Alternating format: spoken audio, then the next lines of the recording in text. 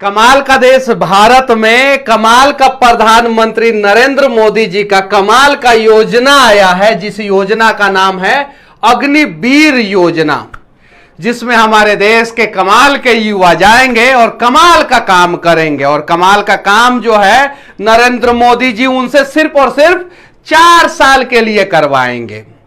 तो जैसे युवाओं का 40 साल का नौकरी घटा के 4 साल के लिए कर दिया गया है, वैसे ही 5 साल का जो एक चुनाव का कार्यकाल होता है उसको भी घटा के 1 साल के लिए कर दिया जाए। सही है कि नहीं मोदी जी? अब योजना के बारे में थोड़ा सा समझ लीजिए आप लोग। हालांकि बहुत सारे जगहों पे विरोध प्रदर्शन होना शुरू हो गया है। विरोध प्रदर्शन करने से कोई फायदा नहीं है, उसके लिए हम सबको एक होना होगा। और जैसे जब जब सरकारी कंपनियां बिकती हैं उस समय सरकारी कंपनियों को पहले बचाना होगा। धीरे धीरे इन लोगों ने पहले सरकारी कंपनियों को बेचा, फिर देखा इन लोगों ने कि युवा तो कुछ कर ही नहीं रहे हैं, फिर उसके बाद से आर्मी को प्राइवेट करने के रास्ते पे ढकेल दिया। धीरे धीरे जो है आर्मी में जो है वो 4 साल की बहाली जो होगी ना वो किसी एजेंसी के थ्रू होगी, और उसके बाद से वो एजेंसी जो है 1-1 साल के अंदर जो है आपको रखेगा और निकालेगा। जैसे आज के समय में आप चले जाइए गृह मंत्रालय में, रक्षा मंत्रालय में, प्रधानमंत्री कार्यालय यानी पीएमओ में, वहां पे 50% से ज्यादा कर्मचारी जो है वो प्राइवेट है। प्राइवेट 11 महीना के कॉन्ट्रैक्ट पे, और इसीलिए वहां से सबसे ज्यादा डेटा लीक होने का खतरा बना रहता है, क्योंकि 1 साल के बाद काम करने के बाद वो आदमी जो है नौकरी से जब उसको हटा दिया जाता है तो फिर वो क्या करेगा। देखिए यहां पे क्या है, अग्निपथ भर्ती योजना के तहत युवा 4 साल की अवधि के लिए सेना में शामिल होंगे और देश की सेवा करेंगे। 4 साल के बाद क्या करेंगे मोदी जी, जरा हमें बता दीजिए। 25% जवानों को 4 साल बाद पूर्ण अवधि भर्ती होगी। हालांकि यह तभी संभव है जब उस समय सेना की भर्तियां निकली रहेगी, और सेना की भर्तियां जो है पिछले 4-5 साल से तो आपने बंद करके रखा है। एक फिल्म आया था रॉडी राठौर, उसमें कहा जाता था कि मैं जो बोलता हूं वो मैं करता हूं, और जो मैं नहीं बोलता हूं वो डेफिनेटली करता हूं। यहां पे थोड़ा सा अलग है, जो मैं बोलता हूं वो मैं नहीं करता हूं, और जो मैं नहीं बोलता हूं वो डेफिनेटली करता हूं। ये मोदी जी का नियम है। 4 साल के अंत में 75% सैनिकों को ड्यूटी से मुक्त कर दिया जाएगा। आगे के रोजगार के अवसर उन्हें दिए जाएंगे। कई निगम ऐसे प्रशिक्षित और अनुशासित युवाओं के लिए नौकरी आरक्षित करने में भी रुचि लेंगे। वो उन पर निर्भर करता है कि लेंगे कि नहीं लेंगे, जिन्होंने देश की सेवा की है। चलिए आगे आते हैं और इस योजना के बारे में और अच्छे ढंग से समझते हैं। आवेदक का उम्र जो है वो 17 साल से 21 साल होगा। मतलब जिस समय जवानी जो है खपाई जाती है अपना भविष्य बनाने के लिए, उस समय भविष्य बर्बाद किया जाएगा। सपोज 21 साल के उम्र में कोई चला गया और 25 साल के उम्र में रिटायर हो गया, उसके बाद से क्या करेगा मोदी जी, आप बताइए। आप तो अपनी पत्नी को छोड़ के हिमालय पे चले गए, लेकिन वो युवा क्या करेगा, जरा आप ही बता दीजिए। बुरा नहीं, लेकिन देश के युवाओं का भविष्य आप बर्बाद कर रहे हैं और आपकी सरकार जो है बर्बाद कर रही है। हालांकि कुछ मुद्दे पे सरकार सही है, लेकिन बेरोजगारी के मुद्दे पे सरकार 100% फ्लॉप है। 100%। उम्मीदवारों का नामांकन सेवा अधिनियम के तहत 4 साल के सेवा काल के लिए होगा। चयन प्रक्रिया में कोई बदलाव नहीं होगा। मतलब 4 साल के लिए, मतलब 4 साल 1 महीना नहीं होगा। मेरिट और 4 साल के सेवा काल के दौरान किए प्रदर्शन के आधार पर केंद्रीयकृत और पारदर्शी मूल्यांकन होगा। 100% उम्मीदवार वॉलंटियर के तौर पर रेगुलर काडर के लिए आवेदन कर सकते हैं, लेकिन आवेदन तभी कर सकते हैं जब वैकेंसी आएगा। चलिए ठीक है, आर्थिक पैकेज के बारे में थोड़ा सा समझ लेते हैं। अग्निपथ योजना युवाओं के लिए सशस्त्र बलों से जुड़कर देश का सेवा करने का एक बहुत बड़ा मौका है। आर्थिक पैकेज क्या होगा? संयुक्त मासिक पैकेज, पहले साल का पैकेज 30,000 रुपया, चौथे साल का पैकेज जो है 40,000 रुपया महीना होगा। आर्मी की बहाली के लिए तैयारी करने वाले बच्चे जो है इतना काबिल होते हैं मोदी जी कि वो पहले महीना में भी अगर कहीं दूसरे जगह ट्राई करेंगे तो 50,000 रुपया कमा सकते हैं। अब ये काम क्यों किया? हाँ, भत्ता समझ लिया जाए। भत्ता क्या है?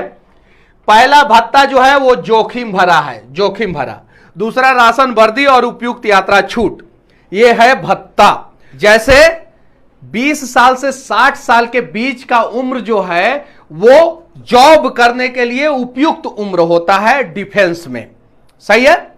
यानी 40 साल का उनका करियर घटा के आपने 4 साल का कर दिया है। वैसे ही आप लोग भी जो 5 साल के बाद चुनाव कराते हैं वो 5 साल से घटा के हर साल चुनाव कराएं, और आप लोगों को भी मौका मिलेगा। जो एक बार प्रधानमंत्री बन गया है उसे दूसरी बार प्रधानमंत्री का मौका मिल सकता है, लेकिन अगर प्रधानमंत्री का वैकेंसी आएगा तो, नहीं आएगा तो वैकेंसी प्रधानमंत्री का फुल हो जाएगा तो नहीं मिलेगा।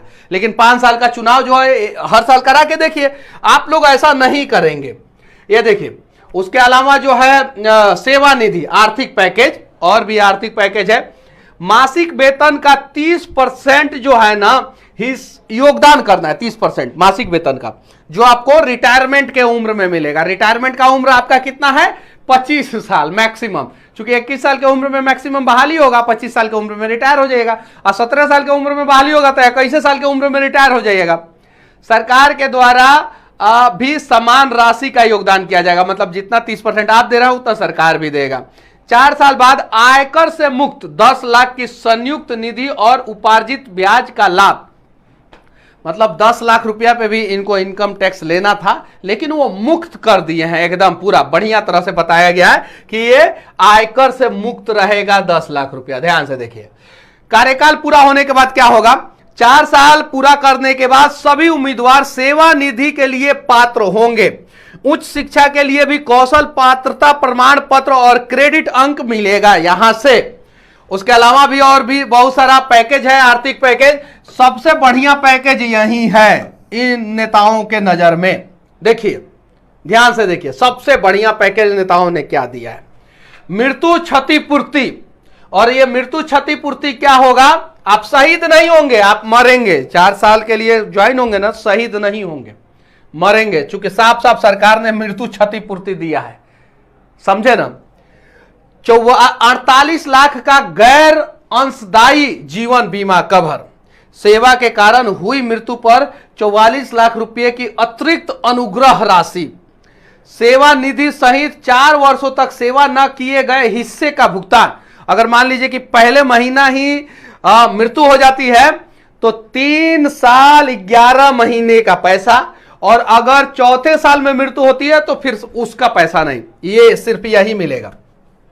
विकलांग क्षतिपूर्ति, मतलब कि मान लीजिए गोली वोली लग गया, कहीं विकलांग हो गए, तो जितना फसीदी असक्षमता चिकित्सा पदाधिकारी जो है तय करेंगे उतना ही आपको मुआवजा मिलेगा। जैसे अगर 100% कर दिए तो 44 लाख रुपया मिलेगा, 75% कर दिए तो 25 लाख रुपया मिलेगा, और 50% कर दिए तो 15 लाख रुपया मिलेगा, 49% कर दिए तो कुछ नहीं मिलेगा। ये है मोदी जी का एगो कमाल का योजना। अब देखते हैं, हम अपने सेना के बारे में जान लेते हैं। हमारा मतलब कि जो हमारा टोटल आर्म्ड फोर्स है, आर्म्ड फोर्स जिसमें भारतीय सेना, भारतीय वायुसेना, भारतीय थल सेना, भारतीय वायुसेना, भारतीय नौसेना जो आता है, उनकी संख्या 14,08,551 है वर्तमान में। ये विकिपीडिया का डेटा है, कुछ ऊपर नीचे हो सकता है, लेकिन ये 14,08,551 जो है डेटा जो है अनेकों इंटरनेट सोर्स से निकाला गया है, लगभग यही है। रिजर्व कर्मी, मतलब कि जो रिजर्व रहते हैं उनकी संख्या जो है 11,55,000 है ये। अब देखिए, पहले क्या होता था आर्मी में, धोबी जो कपड़े धोते थे वो भी आर्मी के जवान ही होते थे, जो खाना बनाते थे वो भी आर्मी के जवान ही होते थे, जो उसमें घास काटते थे, साफ सफाई करते थे वो भी आर्मी के जवान ही होते थे, और इसके अलावा जो है वो युद्ध के मैदान में भी जाते थे। अब धीरे धीरे क्या किया गया है, जैसे बड़े बड़े संस्थानों में आप चले जाइए, सचिवालय में, दिल्ली सचिवालय में चले जाइए, जो पीएमओ ऑफिस है, जो डिफेंस मिनिस्ट्री है, वहां पे कॉन्ट्रैक्ट बेसिस कर्मचारी आने लगे हैं। तो धीरे धीरे धीरे ये कॉन्ट्रैक्ट बेसिस के तहत जो है घुसाया जाएगा और ये 14 लाख जो संख्या है वो धीरे धीरे कम किया जाएगा। बाद में 14 लाख से ये कम होके जो है वो 10 लाख पे आ जाएगा, बाद में 7 लाख पे आ जाएगा। बाद में मोदी जी कहेंगे कि जवाहरलाल नेहरू के समय में भारतीय सेना चीन से युद्ध हार गया था, इसीलिए हम संख्या कम कर दे रहे हैं और एगो कंपनी को दे देंगे चीन का बॉर्डर और एगो कंपनी को दे देंगे पाकिस्तान का बॉर्डर और कहेंगे कि दोनों कंपनियां बढ़िया काम करता है, इसलिए हम दोनों कंपनियों को दे दिए हैं। और ये बात जो है मैं आज से 2 साल पहले से वीडियो में कहते आ रहा हूं कि आर्मी को भी ये लोग प्राइवेटाइजेशन के रास्ते पे ढकेलने का प्रयास कर रहे हैं। उस समय जब मैं कहता था तो लोग मुझे गाली देते थे और आज ये सच्चाई सामने आ रही है धीरे धीरे। प्राइवेटाइजेशन, क्योंकि सरकार जो है चाहती है कि ये इसका नियंत्रण जो है ना वो कोई प्राइवेट एजेंसी करे, सरकार के देखरेख में करे। जैसे बहुत सारी कंपनियां जो है सरकार के देखरेख में प्राइवेट एजेंसियां करती है निगरानी, उसके अलावा जो है पूर्ण रूप से प्राइवेटाइजेशन होता है। तो पूर्ण रूप से तो प्राइवेटाइजेशन नहीं हो सकता है, लेकिन सरकार के देखरेख में कंपनियां काम करेगी उस प्रकार से ये लोग जरूर कर सकते हैं। उदाहरण दे हम आप लोगों को इंडियन ऑयल, और ये उदाहरण दे भारत पेट्रोलियम, और ये उदाहरण दे LIC। ये स्वतंत्र एजेंसी है, सरकार के देखरेख में काम करती है और LIC निर्णय करेगा कि हम कितने कर्मचारी को जो है पूर्ण रूप से रखेंगे और कितने कर्मचारी को रूप से आंशिक रूप से रखेंगे। LIC तय करेगा, इंडियन ऑयल तय करेगा। भारत पेट्रोलियम क्या करता है, कुछ कर्मचारियों को रखता है, बाकी जो नोजल मैन होते हैं उनको जब चाहे तब वो हटा सकता है पेट्रोल पंप वाला। तो ये रास्ते पे जो है ना भारतीय सेना को ढकेला जा रहा है, इस रास्ते पे कि जब चाहेंगे हम 5000 को उठाएंगे और जब चाहेंगे 10,000 को निकाल देंगे। और देखरेख कौन करेगा, भारत सरकार। और उससे भी जब ज्यादा असंतुष्ट हो जाएंगे तो उसको भी बेच देंगे। उदाहरण दे हम आप लोगों को, भारत पेट्रोलियम को बेचा जा रहा है, LIC 10% जो है वो दे दिया गया, shipping yard corporation of India बिक गया, रेलवे को बेचा जा रहा है और इस कैटेगरी पे ढकेला जा रहा है इंडियन आर्मी को। ठीक है, यहां पे अर्धसैनिक बल में कौन कौन से होते हैं और उनकी संख्या कितनी है। अर्धसैनिक बल में जो है टोटल संख्या अभी जो है वो 10 लाख है अर्धसैनिक बलों की, जबकि अर्धसैनिक बलों की संख्या जो है चीन, पाकिस्तान, बांग्लादेश, श्रीलंका जो हमारे पड़ोसी देश है और किस प्रकार से उनकी एक्टिविटी है उस हिसाब से अर्धसैनिक बलों की संख्या जो है कम से कम 15 से 20 लाख होनी चाहिए, कम से कम मिनिमम। और जो हमारे ये 14 लाख संख्या है जो एक्टिव आर्म्ड फोर्स है उनकी संख्या जो है 20 लाख के आसपास कम से कम होनी चाहिए, कम से कम मिनिमम। क्योंकि हमारे दुश्मन देशों की संख्या कम नहीं है, पड़ोसिया जितने भी है वो खतरनाक हमारे दुश्मन हैं, चाहे वो चीन हो, चाहे वो पाकिस्तान हो, नेपाल भी कभी कभी हम लोगों को आंख दिखा देता है, बांग्लादेश से भी हम लोगों को खतरा है, जो बांग्लादेश के बॉर्डर से हमेशा जो है घुसपैठिया घुस जाते हैं। क्यों? क्योंकि बॉर्डर की सुरक्षा जो है BSF करने का प्रयास करता है, हमेशा अपनी जान की बाजी लगा के करता है BSF, लेकिन बहुत सारे जगहों पे जो है तैनाती नहीं हो पाती है क्योंकि BSF में संख्या बल की कमी है। ये चीजें है। म्यांमार, वहां से भी घुसपैठिया होती है, रोहिंग्या बहुत सारे लोग जो है उधर से घुस जाते हैं हमारे देश में। तो ये चीजें है, तो इनकी संख्या बढ़ाई जानी चाहिए, लेकिन 10 लाख ही है हमारे रिजर्व फोर्स। अब रिजर्व फोर्स में 1 नंबर पे है केंद्रीय औद्योगिक सुरक्षा बल, जिसको CISF कहते हैं। लगभग 80 से 90 हजार इनकी संख्या है, धीरे धीरे इनकी कम की जा रही है। पहले हर जगह CISF वाले होते थे, बड़े बड़े इंडस्ट्रियल एरिया में, जैसे भारत पेट्रोलियम का कोई जहां पे बड़ा कंपनी है वहां पे CISF वाले की तैनाती होती थी, जहां पे कोल माइंस है वहां पे CISF की तैनाती होती थी, एयरपोर्ट पे, उसके अलावा मेट्रो स्टेशन पे, न्यूक्लियर पावर प्लांट पे, बड़ा बड़ा NTPC का पावर प्लांट में CISF की तैनाती होती थी। अभी CISF जो है सिर्फ और सिर्फ जो है वो मेट्रो देखते हैं और एयरफोर्स देखते हैं और थोड़ा बहुत कुछ जगह पे देखते हैं, क्योंकि इनकी संख्या जो है आधे से कम कर दी गई है और धीरे धीरे CISF खत्म हो जाएगा। वहां पे सिक्योरिटी गार्ड ले लेंगे, और सिक्योरिटी गार्ड किनका रहेगा सबको पता है, राज्यसभा का सदस्य बन जाते हैं लोग। लेकिन हालांकि ये गलत है। भारतीय तटरक्षक, इनकी भी संख्या कम की जा रही है। सीमा सुरक्षा बल BSF, इनकी भी संख्या कम की जा रही है। सशस्त्र सीमा बल SSB जो नेपाल बॉर्डर पे सशस्त्र सीमा बल खड़ा रहता है, और BSF जो है वो बांग्लादेश और पाकिस्तान के बॉर्डर पे खड़ा रहता है। भारत तिब्बत सीमा पुलिस यानी ITBP, ये चीन के बॉर्डर पे, तिब्बत के बॉर्डर पे जो है खड़ा रहता है।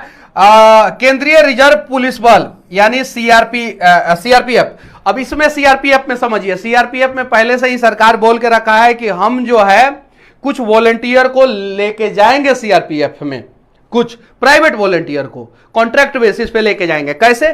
जैसे थानों में जो लोग आ रहे हैं डेटा एंट्री, डेटा ऑपरेटर के रूप में काम कर रहे हैं, वैसे सीआईएसएफ में लेके जाएंगे। सरकार पहले से ही बोल के रखा है। अभी देश में बवाल विवाद चल रहा है, नुपुर शर्मा, वो बढ़िया मौका था सरकार को ये सब घोषणा करने के लिए। क्यों? क्योंकि सबको पता था कि मीडिया जो है उधर फोकस किया है, देश में कुछ होगा नहीं, हम घोषणा कर दिए। राष्ट्रीय सुरक्षा गार्ड आरआर, ठीक है, रेलवे सुरक्षा बल, राष्ट्रीय राइफल, असम राइफल, पुलिस अनुसंधान एवं विकास ब्यूरो, ये सारा जो है पैरामिलिट्री फोर्सेस होता है। उसके अलावा भी बहुत सारा पैरामिलिट्री फोर्सेस होता है, जैसे एनएसजी कमांडो जो होते हैं वो पैरामिलिट्री फोर्सेस से ही जाते हैं, वो भी पैरामिलिट्री फोर्सेस का ही एक अंग होता है।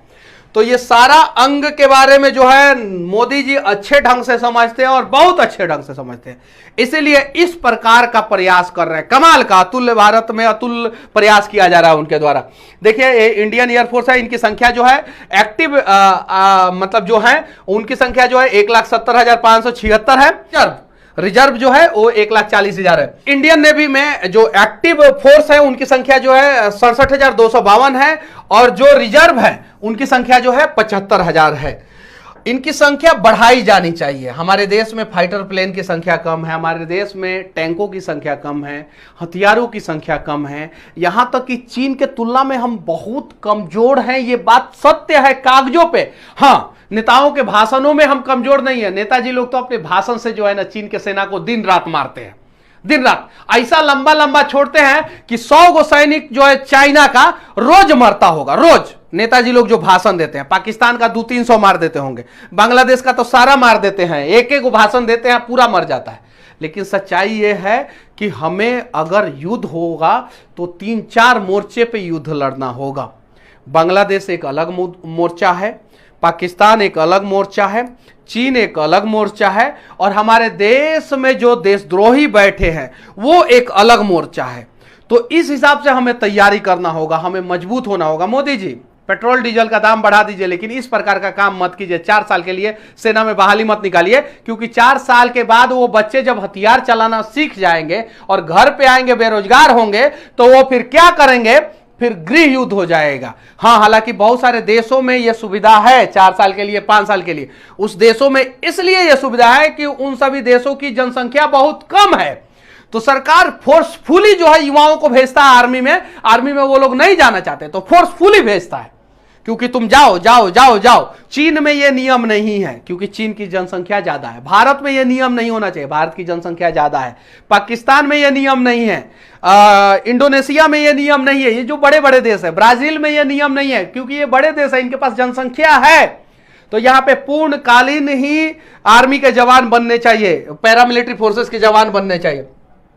बाकी मोदी जी, दाढ़ी का कलर आपका पूरा उजला है, एकदम मस्त, एको को दाग नहीं है दाढ़ी में, तो काहे इंडियन आर्मी पे दाग लगाने का प्रयास कर रहे हैं? 4 साल के बाद वो लड़कवा निकल जाएगा और उसके बाद से इंडियन आर्मी का डेटा लीक करेगा, तो लोग कहेंगे कि भारतीय सेना का एक अधिकारी ने, भारतीय सेना का एक सैनिक ने डेटा लीक किया है। ये कलंक जो है भारतीय सेना पे लगेगा। मोदी जी, तो ये सही योजना नहीं है, और बच्चे जो है सड़कों पे विरोध कर रहे हैं। मोदी जी, इसके पहले कि वो कुछ करें, आप कुछ अच्छा योजना लेके आइए। और 2 करोड़ लोगों को रोजगार देने वाले ये प्रधानमंत्री 10 लाख पे आ गए हैं। कितना पे? 10 लाख पे। पहले कब क्या बोले थे कि हर साल 2 करोड़ युवाओं को रोजगार देंगे, अब बोल रहे हैं कि 2024 तक 10 लाख युवाओं को रोजगार देंगे। 2023 में 13 से 14 राज्यों में चुनाव होने वाला है। 2024 लोकसभा का सेमीफाइनल 2023 में होने वाला है, 2023 में। अब जरा सोचिए, चुनाव के मद्देनजर 2 करोड़ से आके 10 लाख पे आ गए, और 10 लाख युवाओं को रोजगार कितने साल के लिए दे रहे हैं? 4 साल के लिए दे रहे हैं, 4 साल के लिए। क्या यह सही है? नहीं सही है। और कहीं नहीं तो कहीं हिंदुत्व के आड़ में हिंदुओं को ही बर्बाद करने का प्रयास किया जा रहा है। सरकारी नौकरी में 95% हिंदुओं के युवा जाते हैं सरकारी नौकरी में, और आर्मी में तो 99% हिंदू ही जाते हैं। यह बात सत्य है कि गलत है, आप लोग बताइए। तो बर्बादी किसकी हो रही है? हिंदुत्व के आड़ में आप हिंदुओं को ही बर्बाद करने का प्रयास कर रहे हैं। ये कहीं नहीं तो कहीं गलत है। और जो अग्निवीर योजना है, नाम पता नहीं कहां से ढूंढ के लाते हैं ये, मतलब कि अब इनको क्या बोला जाए समझ में नहीं आ रहा। एकदम वीआईपी नाम, पूरा रिसर्च होता है नाम पे, और उस नाम के तहत जो है इस प्रकार का योजना लॉन्च करते हैं। कहीं नहीं तो कहीं गलत है। और देश के नेताओं से विनती है, देश के बिना दिमाग वाले नेताओं से खासकर विनती है कि इस प्रकार का योजना ना लाएं, और हो सके तो देश को बचाने का प्रयास करें। बस बाकी हमारा ये प्रयास कैसा लगा आप लोग कमेंट करके जरूर बताना, और अग्निवीर योजना के बारे में आप लोग क्या सोचते हैं इसके बारे में भी जरूर बताना। जय हिंद।